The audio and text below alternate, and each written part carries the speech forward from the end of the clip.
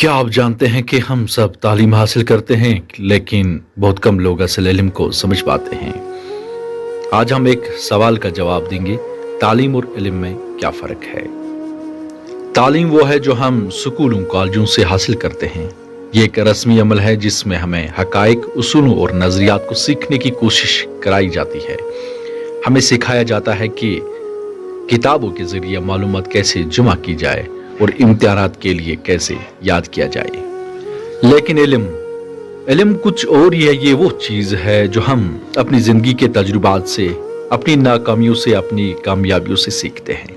इल्म एक गैर रस्मी अमल है जो आप खुद से हासिल करते हैं, चाहे आप किसी भी उम्र के हो। अगर एक बच्चा स्कूल में रट्टा लगाकर फिजिक्स के तारीफ को फुरफुर सुनाता है तो ये इसकी तालीम है। लेकिन अगर वही बच्चा इस इल्म को आम जिंदगी में मिसाल के जरिए समझाए कि इजाफियत क्या होती है, तब वो वाकई इल्म को समझ चुका है।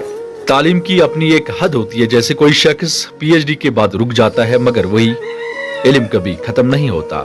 यह हर लम्हा बढ़ता है। जिंदगी के तजुर्बात और इंसान की जस्तजू से इल्म की कोई हद नहीं होती। हमारे तालीमी इदारों का सबसे बड़ा मसला यह है कि वो तुलबा को सिर्फ रटना सिखाते हैं, असल इल्म सीखने पर कोई तवज्जो नहीं देते। यही वजह है कि तुलबा किताबों के हकायक को याद रखते हैं, मगर उनको आम जिंदगी में कैसे अप्लाई करें ये नहीं जान पाते। याद रखें, असल तालीम सिर्फ किताबों में नहीं बल्कि आपकी जिंदगी के तजुर्बात में है। सीखने का अमल कभी खत्म न करें, क्योंकि इल्म की कोई इंतहा नहीं।